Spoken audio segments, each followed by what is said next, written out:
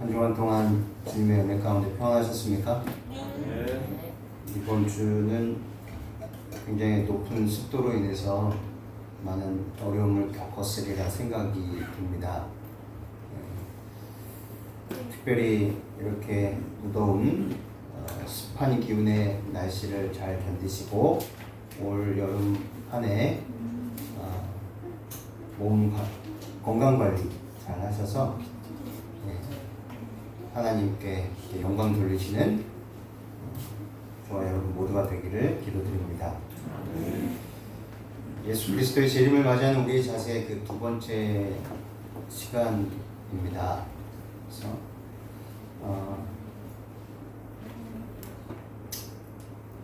예수님께서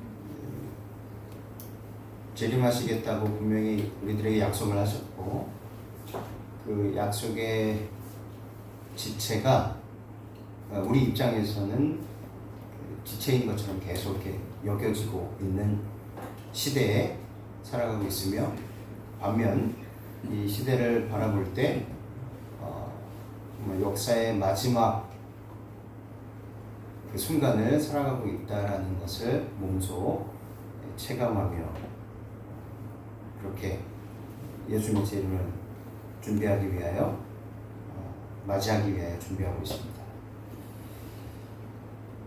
먼저 말씀을 보도록 하겠습니다. 마태복음 24장 36절에 그러나 그 날과 그 때는 아무도 모르나니 하늘의 천사들도 아들도 모르고 오직 아버지만 아시느니라. 재림의 시간을 물론 역사적인 세계 역사가 어떻게 재림을 맞이하기 위해서 가고 있는지, 또 그 재림의 징조들이 어떻게 나타나는지 분명히 다 말씀은 해주셨지만 재림에 대한 시간은 말씀해주지 않으셨습니다. 역사적으로 많은 사람들이 재림의 때, 특별히 예수님께서 어느 때에 오시겠다 라는 잘못된 가르침을 받고 또 그렇게 주장하고 준비해서 많은 사람들이 실패를 맛보았습니다. 초림에 대한 시간은 분명하게 제시되어 있는데 성경에서 어느 때까지니까 라는 질문들이 많이 나오잖아요. 우리 인생들 앞에 시련과 어려움과 고통이 있을 때마다 하나님 어느 때까지니까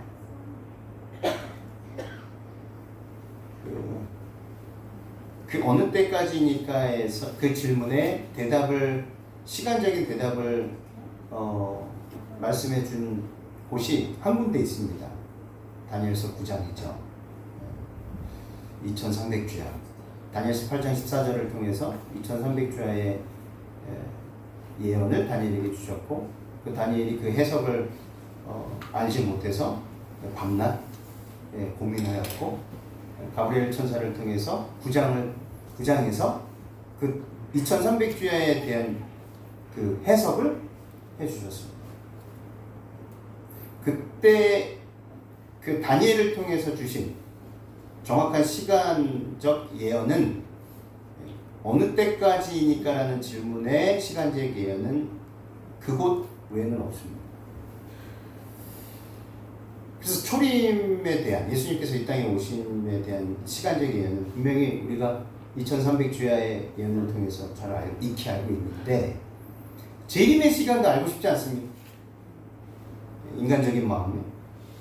그래서 많은 사람들이 그렇게 성경을 이상하게 해석하고 또 꽈고 꼬고 해서 나름대로 결론을 잃은, 물론 우리 선조들도 실수를 한 적이 있습니다. 그러나 분명히 예수님께서는 마태복음 24장을 통해서도 그렇고 사도행전 1장 7절을 통해서 6절을 통해서도 그렇고 너희가 알 바 아니다 라고 말씀해 주셨잖아요. 왜 우리들에게 재림의 그 시간을 감추실 수밖에 없으셨는가? 예수님께서 초림하실 때는 그분의 오시는 방법을 알려주셨죠. 잘 보이십니까? 혹시 이렇게 에어컨 바람 때문에 흔들리는데 괜찮으시죠? 네. 여자의 후손 창세기 3장 15절을 통해서 처음부터 알려주셨죠? 그분께서 예수님께서 어떻게 오실 것인지 장소도 알려주셨습니다. 마가복음 5장을 통해서 그리고 오실 때도 시간도 알려주셨어요. 다니엘서 9장 25절에 AD 27년에 그 예언한 대로 이루어졌는데 왜 재림은 오시는 방법 하늘로 가심을 본 그대로 그리고 오시는 장소 하늘은 예언되었는데 오시는 시간은 초림은 시간까지 다 되었는데 장소며 방법과 장소며 시간은 초림은 다 이루어졌는데 재림은 방법과 장소는까지는 되어 있는데 차이점이 무엇입니까? 시간이 없다는 거죠. 오시는 시간에 예언되지 않았는가? 왜 그러는가? 이유 있는 질문 같습니까? 네. 지금도 많은 사람들이 이것을 성경을 통해서 또 증언의 말씀을 통해서 밝히 깨닫고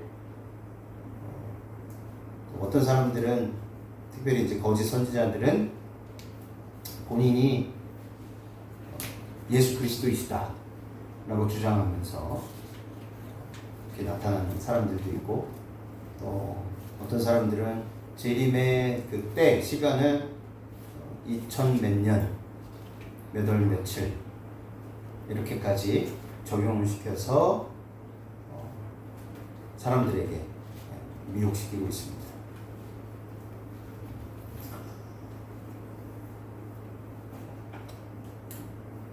그러나 그것은 초림과 재림의 목적을 이해하면 분명해집니다.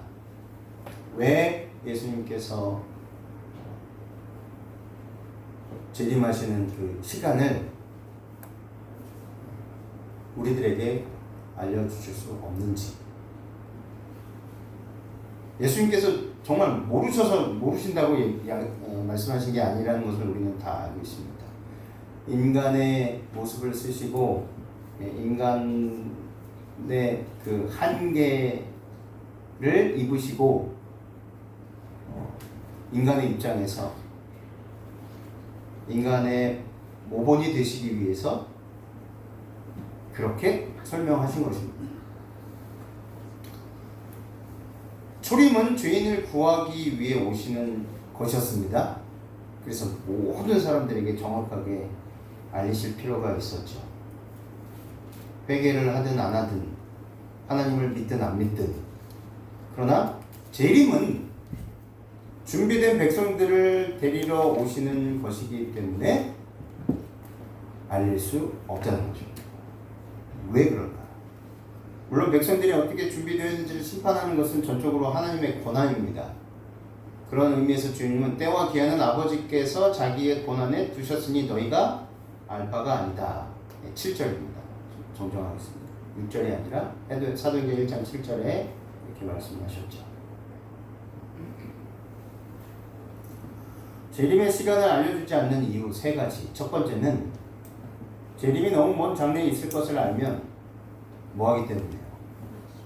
낙심하고 아예 포기할 가능성이 높기 때문에. 두 번째는 회개의 시간을 마지막 바로 직전까지 늦출 것이기 때문에 그렇습니다. 우리는 죄로부터 태어났기 때문에 우리 생각과 계획과 모든 것들이 오염되어 있고 하나님의 완전한 의와는 정반대로 작용을 합니다. 그렇기 때문에 이런 상태에서 재림의 시간을 정확히 알려주시면 회개의 시간을 마지막 바로 직전까지 늦출 가능성이 높습니까? 낮습니까? 높습니다. 네. 그래서 예를 들어 2035년 12월 25일 크리스마스 때 예수님께서 오십니다. 라고 가정했을 때 사람들은 2034년 말까지는 흥청망청 자기 뜻대로 멋대로 살 가능성이 농후합니다. 그리고 한 1년 정도 준비하면 되겠지라고 생각할 수도 있겠습니다. 그런데 예수님의 재림을 맞이할 때 그렇게 평생을 흥청망청 자기 멋대로 뜻대로 살다가 1년 동안 준비한다고 해서 준비가 되겠습니까? 준비가 되지 않는다는 것이죠. 세 번째는 모든 시대마다 준비하며 살도록 하기 위해서라는 것입니다. 모든 시대마다. 그래서 잘 보시면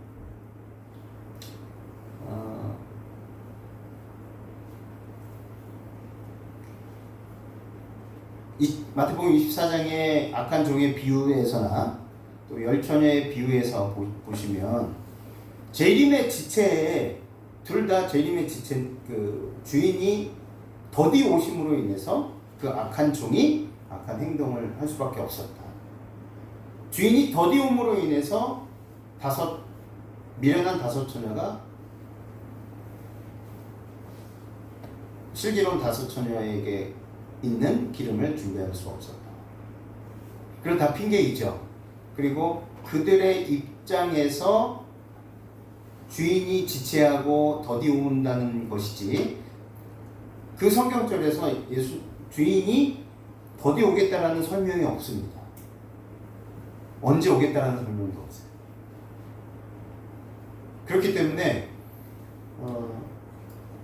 주님의 재림을 맞는 우리로서 주님의 재림이 더디 오고 지체되는 것은 하나님의 입장에서가 아니라 우리 입장에서 그것을 견디지 못하는 마음에서 비롯됐다는 것이죠. 그리고 사도들도 보면 사도 베드로가 오늘 우리가 읽지 않았습니까? 데살로니가후서 4장 16절 17절을 통해서 호령과 나팔 소리 통해서 하는 주님께서 강림하실 텐데 공중에서 주님을 맞이하는데 그 성경절에 보면 우리도 살아서 라고 이렇게 나와요. 우리도 살아서. 그렇기 때문에 그 당시 사도 바울도 재림의 때, 먼 미래의 때가 아니라 사도 바울이 살고 있었던 그 시대를 가정하여서 그렇게 기록한 것입니다.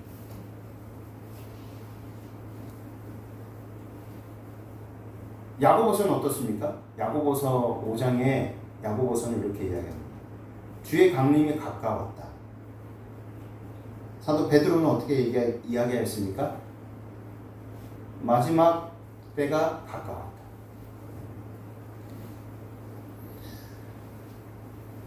사도 베드로 또 야고보 사도 바울 할 것 없이 또 마태복음을 통해서 우리들은 그때 그 말씀들을 기록할 때 사도들과 선지자들이 이야기를 통해서 예수 그리스도의 재림이 그 당시 살고 있었던 사람들에게 있어서 곧 오시겠다라는 놀라운 복음이었습니다.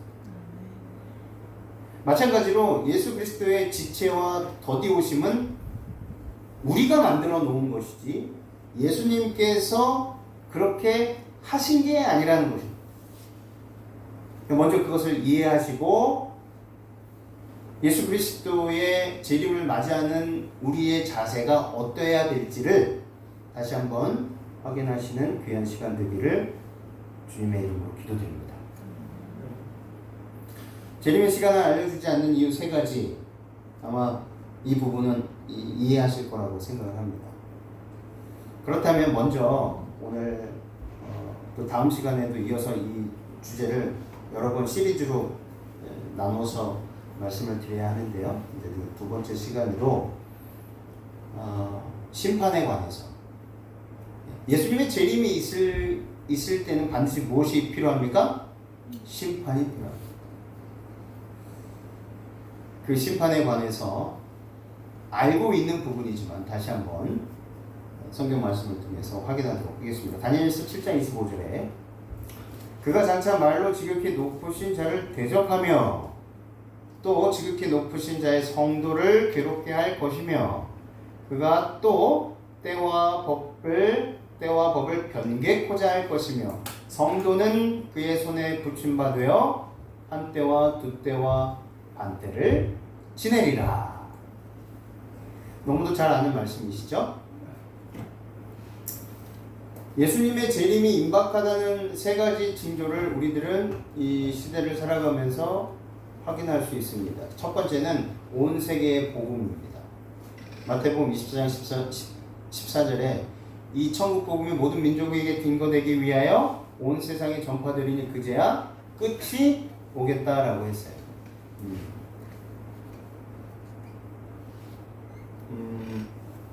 그 금속 활자가 처음 유럽에서 발명이 되었다고 하잖아요. 그런데 금속 활자가 유럽의 독일에서 구텐베르크에서 발명이 되기 전 800, 그 전에 벌써 네, 그 전에 우리나라에서 직지신경 나중에서야 발견이 됐습니다. 프랑스 루브르 박물관에서 발견이 됐죠. 금속활자. 금속활자가 발견이 되면서 마틴 루터라든지 츠빙글리라든지 제롬과 후스라든지 이런 믿음의 선구자들이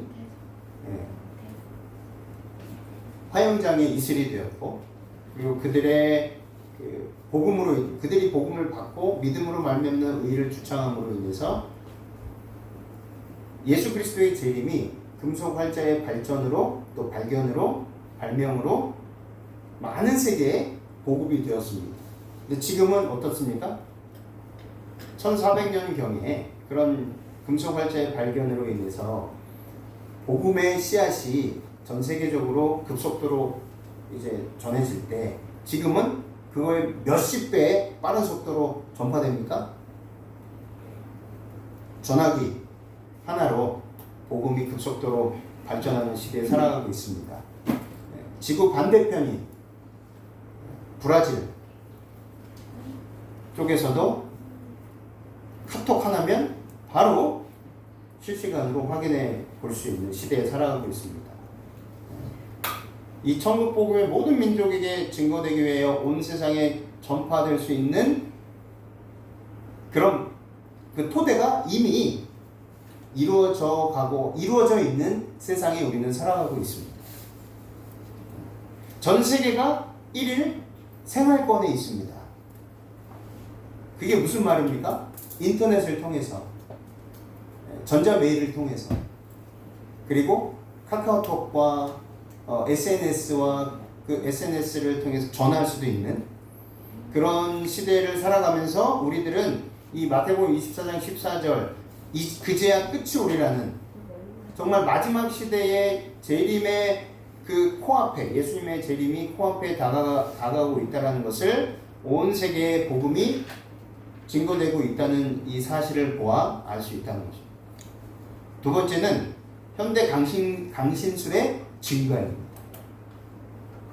TV를 틀면 보면 드라마나 영화나 예능 프로그램 중에서도 그렇고 참 많은 이 매체에서 우리 귀를 이 강신술로 미혹하는 경우들이 굉장히 많이 있습니다. 더 많이 증가됐다는 거죠. 마태복음 24장 23절 24절에 그때의 사람이 너희에게 말하되 보라 그리스도가 여기 있다 혹 저기 있다 하여도 믿지 말라. 거짓 그리스도들과 거짓 선지자들이 일어나 큰 표적과 기사를 보이어 할 수만 있으면 택하신 자들을 미혹하게 하리라.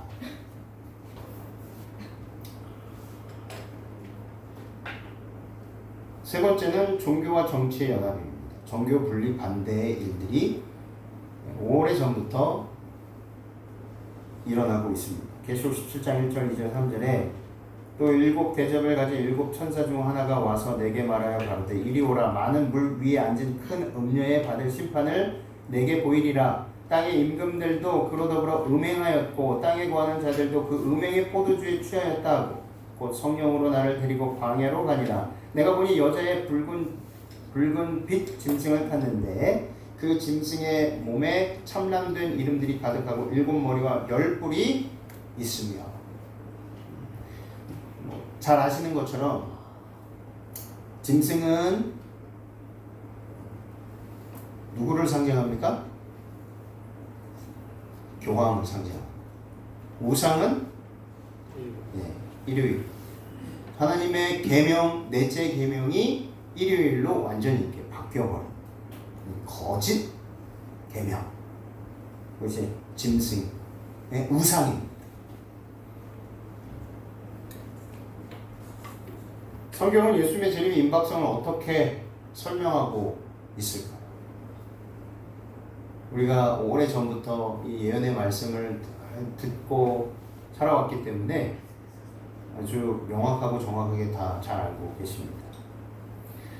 네, 다시 한번 정리할 필요가 있어서, 그리고 특별히 예수 그리스도의 재림을 촉진하고 또 성취하기 위해서 살아가는 우리 재림 성도가 먼저 이 세상 앞에서 담대하게 예수님의 재림을 증거하고 외쳐야 되고, 무엇보다 그 재림 전에 반드시 외쳐야 될 새 천사의 기별을 널리 세상 끝까지 전하기 위해서 다시 한번 이 예언의 말씀들을 정리하고, 무엇보다 우리 개개인들이 이 말씀을 잘 소화해야 할 필요성이 있다고 생각을 합니다. 예수님의 재림의 임박성을 어떻게 설명하는가? 첫째는 다니엘의 윤곽 예언을 통해서, 그리고 다니엘의 시간상 예언을 통해서 그 임박성을 우리가 이해할 수 있습니다. 다니엘의 윤곽 예언, 마지막 세계 역사를 말하고 있죠. 2장, 7장, 8장, 9장 다니엘서의 환상과 설명입니다. 2장에서 환상, 완전한 그 금신상을 통해서 완전한 설명을 했고요. 받았고, 그 환상을 통해서 7장도 환상인데 완전한 설명을 해서 심판에 대해서, 8장은 또 환상이었고 부분적 설명이었습니다. 7장의 심판의 내용을 8장에서 2300주야의 그 부분적인 그 설명을 해주므로 심판이 어떤 성격인가, 그래서 성소를 통해서 그 심판의 성격을 설명해 주는 것이 8장이고, 9장은 환상이 없습니다.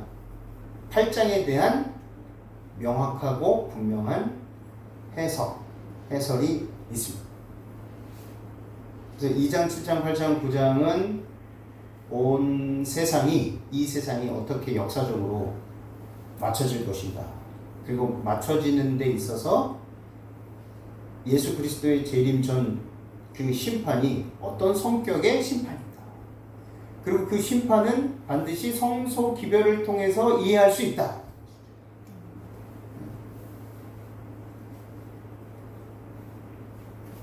네, 7장 4절에 첫째는 사자와 같은데 독수리의 날개가 있더니 내가 보는 중에 그 날개가 뽑혔고 또 땅에서 들려서 사람처럼 두 발로 서게 하며 받았으며 또 사람의 마음을 받았더라.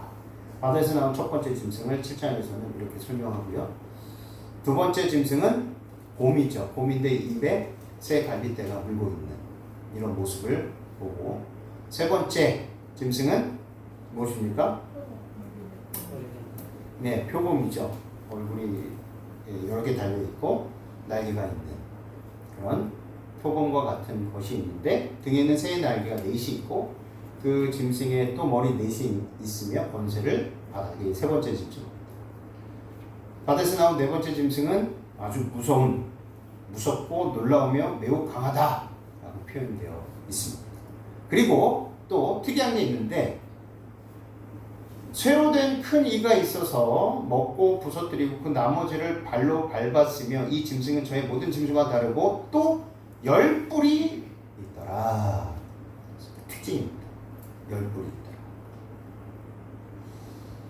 다니엘서 7장 23절에 그 해석의 열쇠가 있습니다. 모신자가 이처럼 이르되 넷째 짐승은 곧 땅의 넷째 나라인데, 넷째 나라인데 이는 다른 나라들과는 달라서 온 천하를 삼키고 밟아 부서뜨릴 것이다.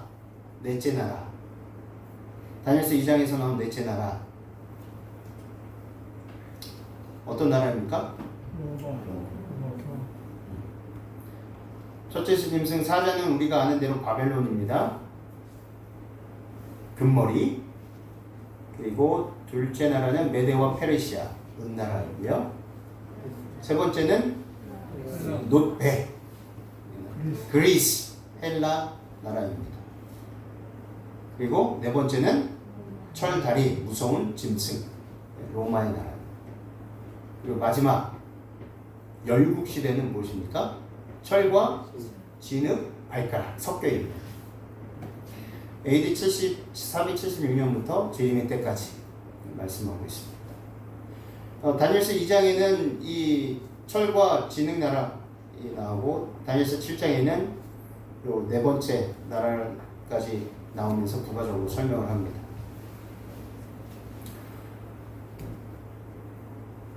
이 곰, 메데와 페르시아 그 입에 이사이는 새 갈빗대가 물렸습니다. 이 갈빗대가 물렸다 하면 리디아, 바벨론, 이집트 세 나라가 메데 페르시아 연합국의 힘에 의해 몰락하는 것을 설명해 주고 있습니다. 표범은 다음에 일어나는 강력한 세계 제국이었는데 알렉산더 대왕의 그리스를 상징합니다. 네 번째 짐승은 강대한 제국 로마. 다니엘서 2장과 7장의 네 번째 나라 둘 다 헬라 그리스 다음에 등장하고요. 둘 다 강하다고 묘사되어 있고 둘 다 쇠라는 단어로 묘사가 되어 있습니다. 강하기가 쇠 같은 나라. 넷째 나라는 강하기가 쇠 같으리니 쇠는 모든 물건을 부서뜨리고 이기는 것이라 쇠가 모든 것을 부수는 것 같이 그 나라가 문 나라를 부서뜨리고 찢을 것이며 다니엘서 2장 40절에 이렇게 설명을 하고 있고 다니엘서 7장 7절에 내가 밤 환상 가운데서 그 다음에 본 넷째 짐승은 무섭고 놀라우며 또 매우 강하며 또 쇠로 큰 이가 있어서 먹고 부서뜨리고 그 나머지를 발로 밟았으며 이 짐승은 저의 모든 짐승과 다르고 또 10뿔이 있더라. 10뿔에 대해서 설명해 주고 있습니다. 둘 다 헬라 다음에 등장하고 둘 다 강하다라고 묘사되어 있고 둘 다 쇠라는 단어를 썼습니다. 둘 다 문나라를 부서뜨린다라고 묘사했습니다. 문나라를 부서뜨리는 나라. 문나라를 부서뜨리고 찢을 것이다. 온 천하를 삼키고 밟아 부서뜨릴 것이다. 둘 다 헬라 다음에 나온다고 했었고요. 둘 다 왕들과 왕국들로 분열된다라고 했습니다. 문나라를 부서뜨리는데 둘 다 왕국과 왕들과 왕국을 분열시킨다. 그랬습니다. 2장 41절에 그 나라가 나누일 것이면 7장 24절은 그 10뿔은 그 나라에서 일어날 10 왕들이다 라고 부가적으로 설명을 하고 있습니다. 나누이는데 10 나라로 나누입니다. 그리고 10 왕들이다. 다니엘서 7장에는 2장에서는 등장하지 않은 또 다른 권세가 등장합니다. 7장 8절에 내가 그 뿔을 유심히 보는 중에 다른 작은 뿔이 10뿔 중에 작은 뿔이 그 사이에서 나더니 첫 번째 뿔 중에 셋이 그 앞에서 뿌리까지 뽑혔으며 이 작은 뿔에는 사람의 눈 같은 눈들이 있고 또 입이 있어 큰 말을 하였다. 그 무서운 짐승에 처음에 10뿔이 있었다고 했잖아요. 근데 그 10뿔 가운데에 새로운 뿔이 하나 딱 나온 겁니다. 근데 이 새로운 뿔이 10뿔 중에 3뿔을 뽑아버립니다. 부숴버립니다. 이것이 작은 뿔의 등장이죠. 또 7장 20절 21절에 또 그것의 머리에는 10뿔이 있고 그 외에 또 다른 뿔이 나오매 새 뿔이 그 앞에 빠졌으며 그 뿔에는 눈도 있고 큰 말을 하는 입도 있고 그 모양이 그의 동류보다 커 보이더라. 내가 본 적 그 이 뿔이 성도들과 더불어 싸워 그들에게 이겼더라. 성도들과 더불어 싸워서 이겼습니다. 요거를 잘 기억하셔야 될 것 같습니다. 다니엘서 2장과 7장의 공통점은 이렇습니다. 2장에서는 금머리, 은가슴, 놋배, 철다리, 철과 진흙. 7장에서는 금머리를 사자, 또 은가슴을 곰으로, 놋배를 표범으로, 무손 짐승을 로마로, 열국과 자금, 그리고 철과 진흙을 열국과 작은 뿔로 이렇게 묘사하였습니다. 그 모양은 다르지만 그 내용은 같습니다. 바벨론, 메데페르시아, 헬라, 로마, 열국. 그런데 7장에서는 2장에서는 철과 진흙으로 설명이 되어 있는데 2장의 철과 진흙으로 설명되어 있는 것을 7장에서 그것이 무엇인지 다시 재차 해석해 줍니다. 열뿔과 작은 뿔이다. 철과 진흙은 열뿔과 작은 뿔이다. 알렉산더 대왕 사후 144년인 주전 168년 6월 22일 피드나 전투에서 그의 제국은 완전히 멸망합니다. 그리스가 로마로부터 멸망당함을 역사는 분명하게 기록하고 있다는 것이죠.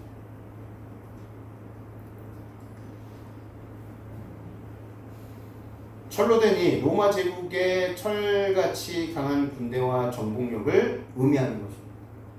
철로 된 이. 열뿔은 로마 제국이 여러 나라로 분열될 것을 의미합니다. 이렇게 반달, 수에비, 서고트, 부르군디, 헬룰라이, 동고트, 룸바르트, 알레마니, 프랑크, 앵글로색슨 이렇게 10나라로 분열이 된다는 것입니다. 7장 8절 내가 그 뿔을 유심히 보는 중에 작은 뿔이 다른 작은 뿔이 그 사이에서 나더니 먼저 뿔 중에 셋이 그 앞에 뿌리채 뽑혔으며 그리고 눈도 있고 입이 있어서 말할 수도 있다 되어 있습니다. 세 나라가 뿌리채 뽑혔는데 그 중에 하나가 헤블리 주 493년에 망하고요. 두 번째가 반다니 534년 그리고 세 번째가 동고트입니다. 이 세 나라가 뿌리채 뽑혔다는 것을 이 나라를 의미하는 것이죠. 세 나라를 뿌리채 뽑히다. 헤룰리, 반달, 동고트. 헤룰리가 동로마 황제 재운 동고트 지도자 데오도릭을 충동하여 헤룰리를 치게 하고 주 493년에 항복을 받아냈고요. 반달은 동로마의 유스티니아누스 황제가 로마 감독을 교회의 머리라 선언하고 반달족을 주 534년에 완전히 정복을 하고 동고트는 동로마는 이태리를 지배하던 동고트의 전쟁을 일으켜 고전 끝에 주 538년에 완전히 점령을 해버립니다. 그래서 역사적으로 이 다니엘서의 이 예언이 정확하게 맞아 떨어지는 것을 보게 되는 것입니다. 이 사람의 눈을 가진 총명한 나라, 이 작은 뿔에는 사람의 눈 같은 눈이 있다라고 말씀하지 않았습니까? 지성과 예지와 통찰력이 있다. 감독 역할을 하는 큰 말하는 입을 가진 교권의 나라가 되어집니다. 또 입이 있어 큰 말을 하였다. 25장에 그가 장차 말로 지극히 높으신 자를 뭐한다? 대적할 자이다. 그가 장차 말로 지극히 높으신 자를, 지극히 높으신 하나님을 대적한 존재로 존재하게 된다는 것이죠. 그래서 삼중왕관은 지상의 하나님으로 불려지게 됩니다. 하나님께서만 합당하게 돌려야 할 칭호가 참람되게 로마 교황에게 돌려짐을 볼 수 있음을 우리들은 잘 알 수 있습니다. 교황은 그토록 큰 위엄과 높음 때문에 그는 단순히 한 사람의 인간이 아니라 말하자면 하나님이요 하나님의 대리자이다. 교황은 하늘과 땅과 지하세계의 왕으로서 삼중관으로 관쓰고 있다. 교황이 쓰고 있는 이 삼중관의 의미가 그렇다는 것입니다. 하나님의 대리자.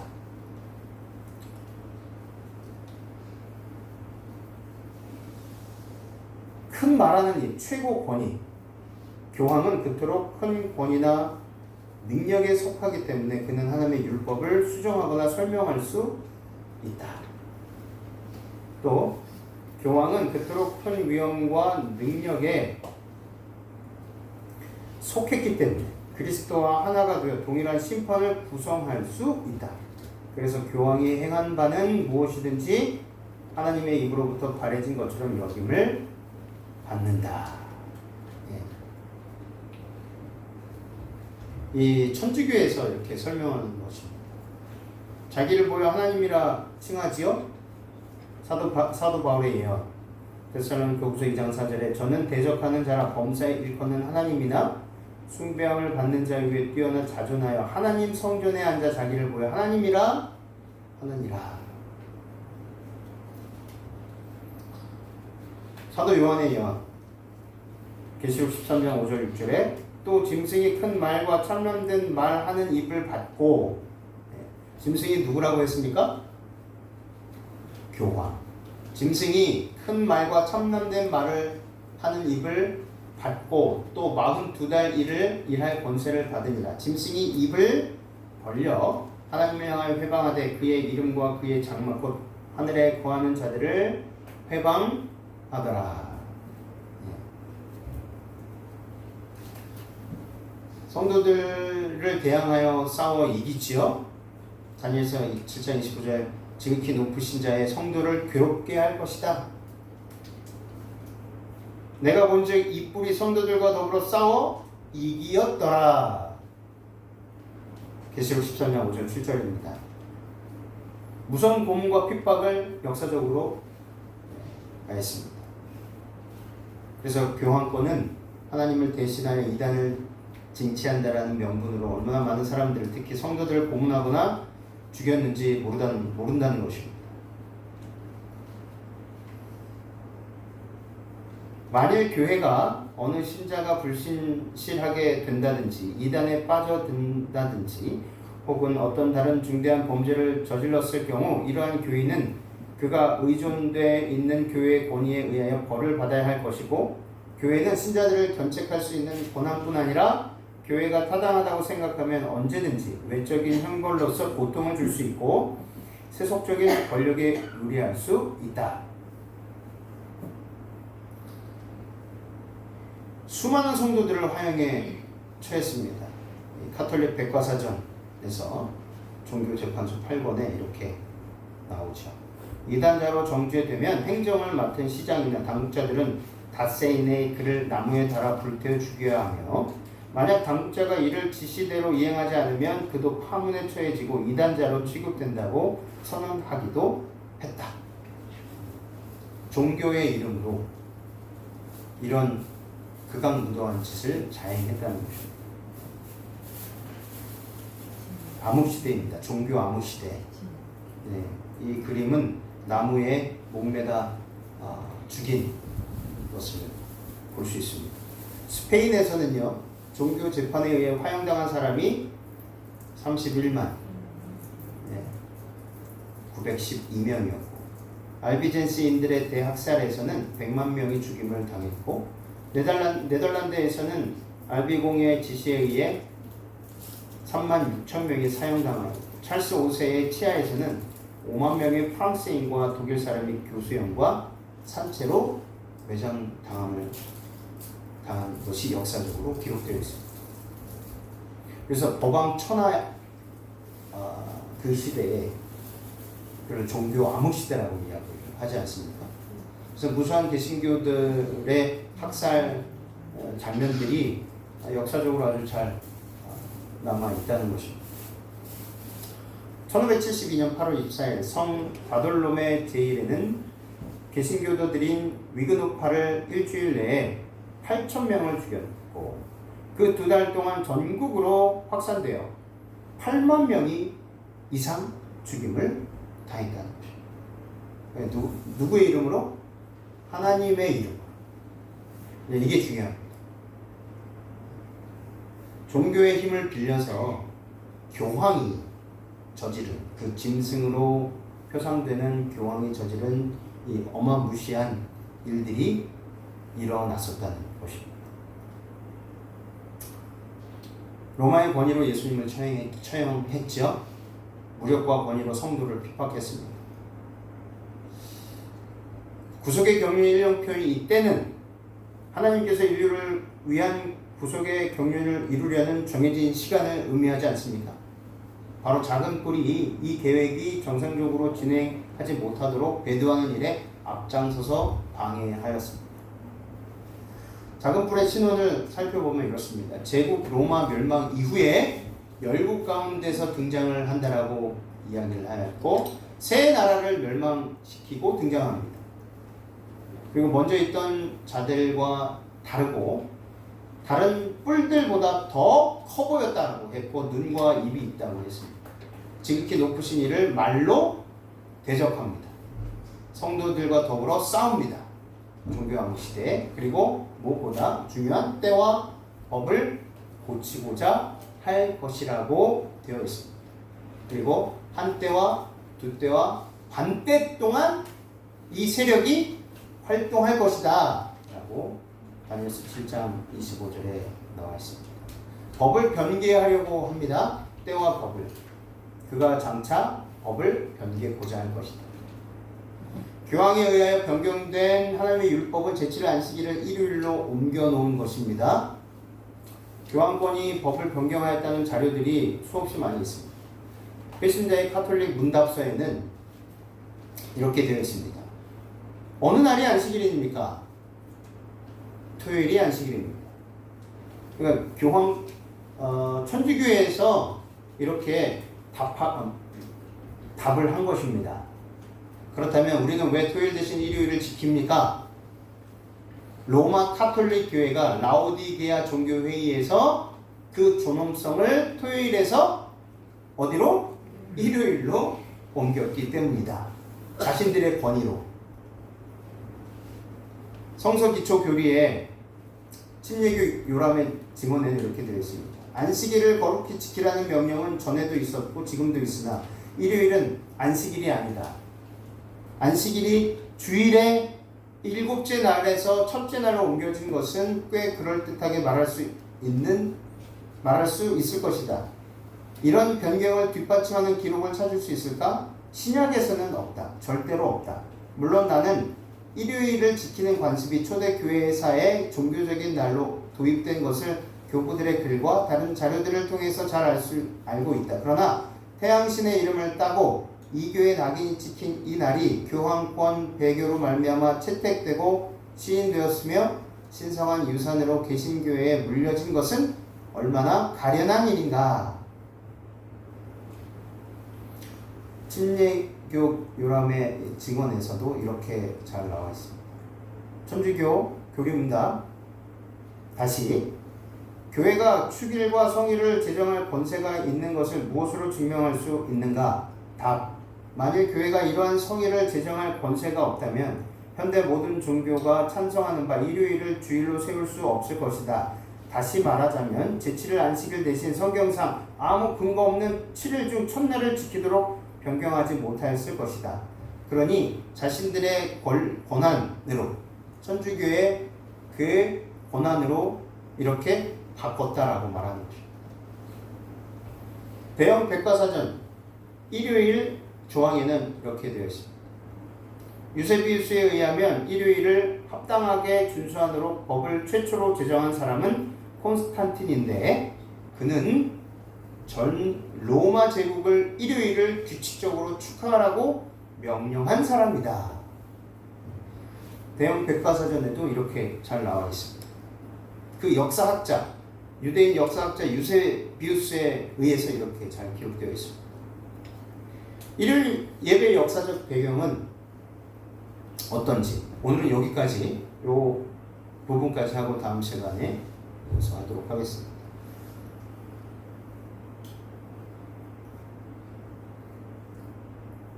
서기 132년부터 136년경에 로마에 대한 유대인들이 로마에 대한 반란이 있었습니다. 그 주동자가 누구였냐면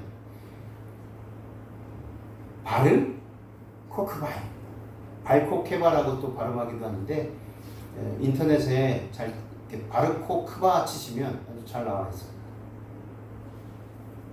이 바르코크바 이 주동자가 반란의 주동자가 이 사람인데 로마 22군단을 엔켈리 골짜기로 유인하여서 무참하게 죽입니다. 그래서 이 사건으로 인해서 로마는 분노하고 유대인을 초토화시키기 위해서 작전을 펼칩니다. 그때 985개 마을을 전멸시키고 약 100만 명이 사망하게 됩니다. 보복 조치로 하드리아누스는 토라를 보지 못하게 합니다. 사용 금지, 그리고 안식일 예배를 금지합니다. 그리고 할례를 금지합니다. 만약에 이것을 어겼을 때에는 사형으로 다스리겠다라고 한 것입니다. 2세기에는 유대인들이 로마 정부에 대하여 3번이나 반란을 일으켰고 로마인들은 안식일을 지키는 유대인들을 심히 미워하고 박해하였습니다. 이것으로 인해서 따라서 유대인들과 같은 안식일을 지키는 그리스도인들도 곤란하게 되었다는 것입니다. 그러니까 유대교가 있었고 당시 예수 그리스도를 신실하게 믿는 그리스도인들이 있었어요. 그래서 똑같이 안식일을 신실히 지키고 있었는데 이 사건으로 인해서 그리스도인들도 똑같이 취급을 받았다는 것입니다. 그러므로 유대인으로 주목받은 것이 싫어서 주일 중 제1일에 집회하는 그리스도인들이 생겨나기 시작했습니다. 그래서 안식일을 지키는 일이 토요일에서 일요일로 옮겨가는 계기가 되었다는 것이죠. 그래서 그때는 일요일도 지키고 첫째 날도 지키고 안식일도 지켰던 계기가 됐던 것이죠. 그리스도인들도 핍박을 받게 되었기 때문에 당시 안식일을 지키던 그리스도인들도 핍박을 받았는데요. 그래서 기독교 교부들이 하드리아누스에게 황제에게 호소합니다. 기독교와 유대교는 근본적으로 다릅니다. 똑같이 취급하지 말아달라고 요청을 합니다. 근데 로마 황제는 기독교 교부들의 요청을 거절하고 교회 내부에서 분란이 일어나게 돼요. 그래서 안식일을 계속 지키려는 무리들이 생기고 안식일 대신 일요일을 지키는 무리들이 생기고 두 날 모두 지키려는 무리들이 이 세 무리들이 생겨나게 된 것입니다. 당시 일요일은요 이교도들의 예배일이었습니다. 그래서 태양을 숭배하는 예배일로 일요일을 지켰고요. 이교도들의 예배일이 교회로 들어옴으로 인해서 일요일 예배가 시작이 되었던 것이죠.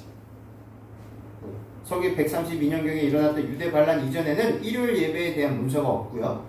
AD 150년경 바나바 서신에 처음 나타나는 것으로 보아서 일요일 예배는 유대 반란 이후에 시작된 것이 확실하고 일요일 준수가 즉시 안식일 준수를 대신하지는 않았지만 한동안 두 날을 모두 지키게 되었다는 것입니다. 그 당시 로마 나라에서는요 바벨론에서 전해온 일월화수목금토일의 7일 요 제도가 이미 보급되어 있었고요. 또 로마 나라 안에는 상당한 수의 유대인과 그리스도인들이 있었으므로 그들은 성경상의 주일 제도, 곧 안식일을 지켰었습니다. 그리고 당시 로마 나라에서 가장 왕성했던 종교는 태양신을 숭배하는 미트라교였는데 이 미트라교를 믿는 사람들은 태양의 날인 일요일은 경축일이요 토성의 날인 토요일은 불길한 날이라고 생각을 했었습니다. 그래서 305년 올리어스 감독이 일요일 성수 공식을 표명을 했고요. 313년 콘스탄티누스 황제가 밀란 칙령으로 기독교인들에게 자유를 주고 또 313년에 14년에 갈리아 아틀레스 회의에서 부활절 일요일 준수 일자 문제를 논의하여서 321년 콘스탄티누스 황제가 1월 휴업령을 발표하여서 모든 관리와 도시민과 직공들은 태양을 예배하는 날에 휴업하라 라고 공표하게 됩니다.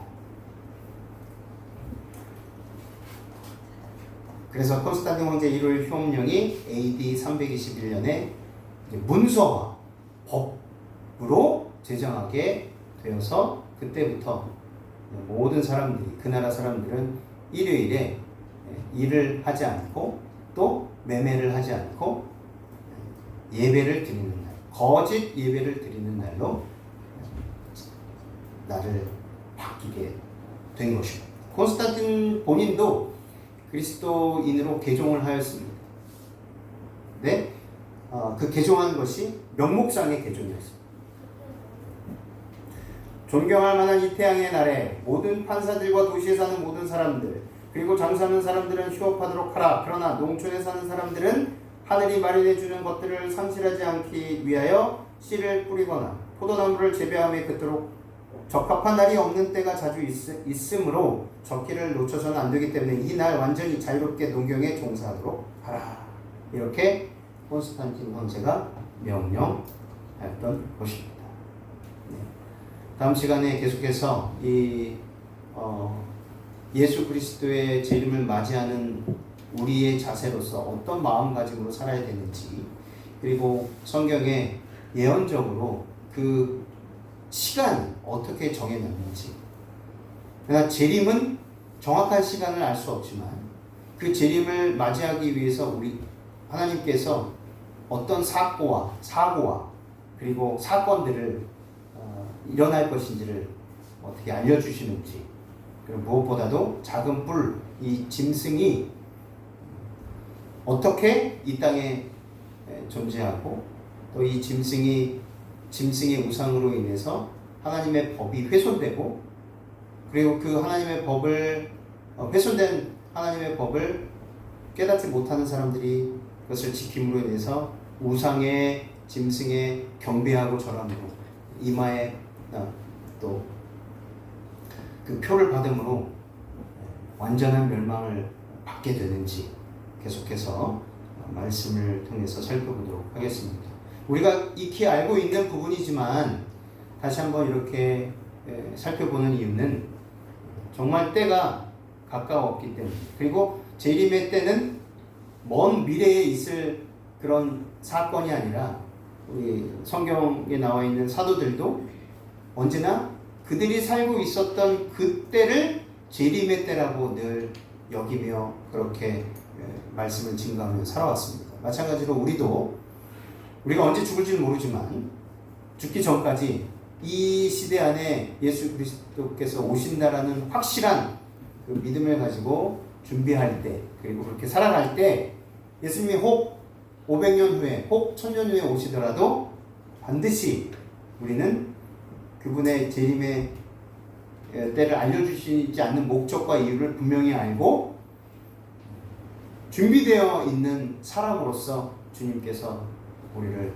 데려가실 것이라는 것을 믿어 의심치 않는 것입니다.